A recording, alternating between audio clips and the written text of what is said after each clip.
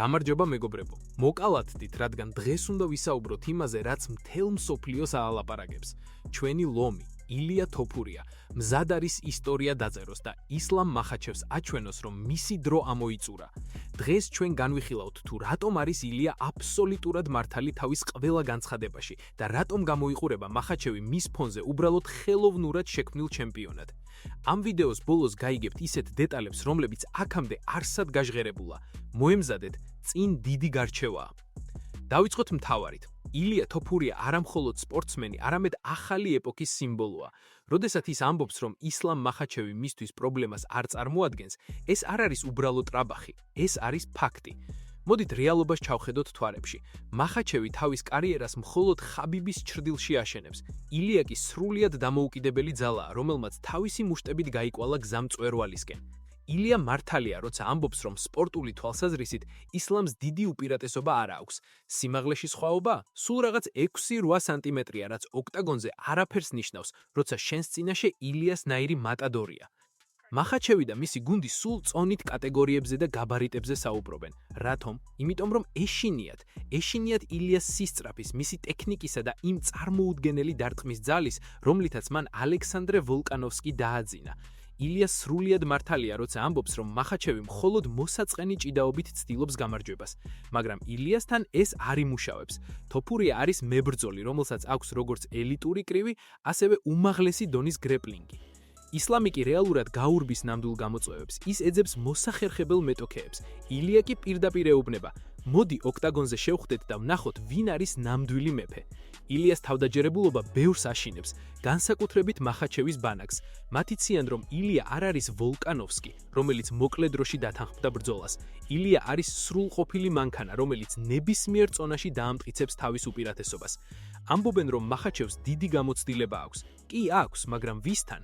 ილია კი ყოველ ბრძოლაში უფრო და უფრო ძლიერი ხდება. მისი რითმი და დისტანციის შეგრძნება სულ სხვა პლანეტაზეა. როდესაც ილია საუბრობს მახაჩევზე, ის ამას აკეთებს როგორც ნამდვილი პროფესიონალი, რომელიც ხედავს მეტოქის სუსტ წერტილებს და ისლამს ბევრი ასეთი წერტილი აქვს. მისი ყბა არ არის რკინის, მისი გამძდრელობა კი ილიას ტემპს ვერ გაუძლებს. მეგობრებო, ჩვენი ილია არის მართალი, როცა ამბობს, რომ ის არის ამ სპორტის მომავალი.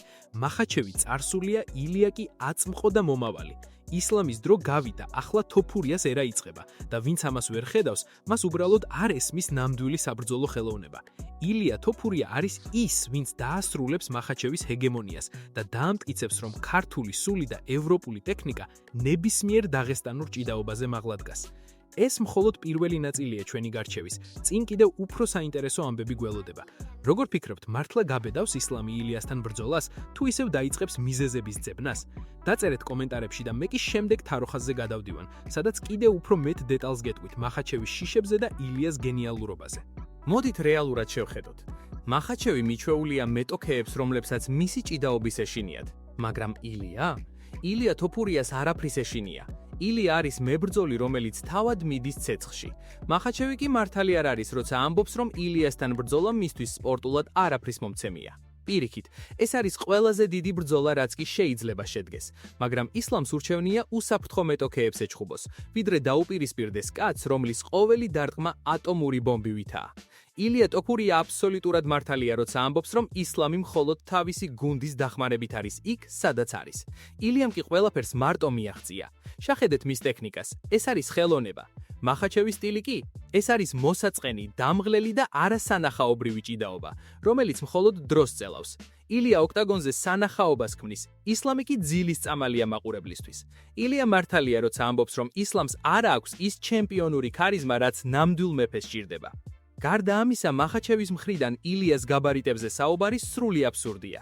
ისლამი თავად ძლივს იცავს თავის წონას, ილია კი ნებისმიერ დროს მზად არის ავიაროს ზემოთ და იქაც დაამყაროს თავისი წესები. ილია არის მართალი, რადგან ის არ ირჩევს მეტოქეებს, ის იწვევს საუკეთესოებს.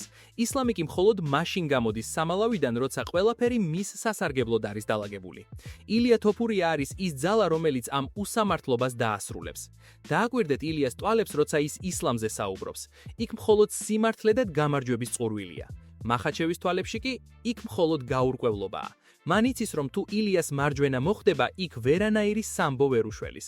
ილია მართალია თავის თავდაჯერებულობაში, რადგან ის მუშაობს უფრო ბევრს, უფრო ჭკვიანურად და უფრო დიდი გულით, ვიდრე მთელი მახაჩევის გუნდი ერთად აღებული. მეგობრებო, სიმართლე ერთია. ილია თოფურია არის ოქტაგონის ნამდვილი მბრძანებელი. ისლამ მახაჩევი კი მხოლოდ დროებითი სტუმარია ჩემპიონის ტახტზე. ილია მას ამ ტახტიდან ძალიან მალე და ძალიან ტკივნეულად ჩამოაგდებს. ილია მართალია და ჩვენ ყველანი ამ დიდი ტრიუმფის მოწმენი გავხდებით. ახლა კი როცა ილიას და ისლამის გარჩევას მოვრჩით, გადავიდეთ მესამე თაროზე. იქ ჩვენი ოკეანის მეფე, არმან ცარუკიანი გველოდება. როგორ ფიქრობთ, რა ბედიელის მას ამ დიდ თამაშში? არ გადართოთ, წინ კიდევ უფრო ცხელი ამბებია. მეგობრებო, მივადექით ფინალურ და ყველაზე ცეცხლოვან ნაწილს. თუ ილია თოფურია ოქტაგონის მატადორია, მაშინ არმან ცარუკიანი არის ნამდვილი ოკეანის მეფე, რომელიც მზად არის ნებისმიერი მსხვერპლი გადაყლაპოს თავის გზაზე. არმანი ახლა იმ ეტაპზეა, როცა მას ვეღარავინ შეაჩერებს. ის არის ძალა, რომელიც მსუბუქ დივიზიონში ყველაფერს თავდაყირად ააყენებს. ჯო როგანი ამბობს, რომ არმანმა ჩუმად უნდა იჯდესო. სერიოზულად, ჯო, 2026 წლის ჩუმად ჯდომა ნიშნავს, რომ შენს ადგილს სხვა დაიკავებს. არმანმა ყველაფერი სწორად იცის. ის ქმნის ხმაურს, ის ჩხუბობს ფანატებთან. ის უპირისპირდება ყველას, ვინც მის წინ აღიმართება.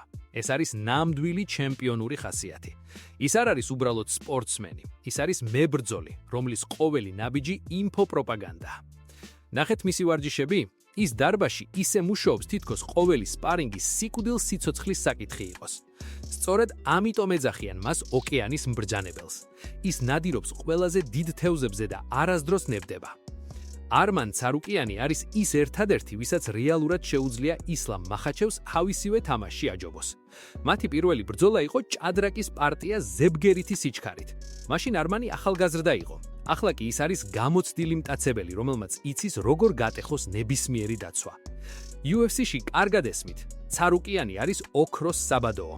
ის აქტიურია, მას უნდა ბრძოლა და ის არ ეძებს მიზეზებს თავის ასარიდებლად. მისი აგრესია და თავდაჯერებულობა ეს არის ის, რაც გულშემატკივარს წყურია. ბევრი ფიქრობს, რომ მისი ხასიათი მას პრობლემებს შეუქმნის. მე კი გეტყვით პირიქით, სწორედ ეს ხასიათი გახდის მას ლეგენდად.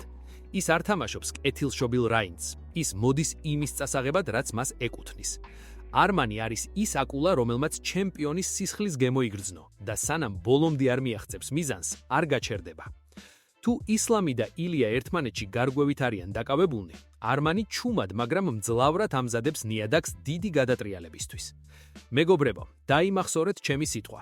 2026 წლის ბოლოსთვის მსუბუქი დივიზიონის იერარქია სრულად შეიცვლება და არმან ცარუკიანი ამაში მთავარ როლს ითამაშებს. ის არ არის მხოლოდ ოკეანის მეფე. ის არის მომავალი გვირნოსანი, რომელიც დაამტკიცებს, რომ შრომა და დაუნდობელი ამბიცია ყოველთვის იმარჯვებს. აი ასეთია ჩვენი დღევანდელი განხილვა. თოფურიას სიმართლე, მახაჩევის შიშები და ცარუკიანის ოკეანური ამბიციები. ეს არის ის, რაც UFC-ს ასეთ საინტერესოს ხდის. ვინ არის თქვენი ფავორიტი ამ სამეულში? ვინ გახდება აბსოლუტური მეფე? დაწერეთ თქვენი აზრი კომენტარებში, მე კი ყველას წავიკითხავ. აბა დროებით, შეხვედრამდე ოქტაგონზე.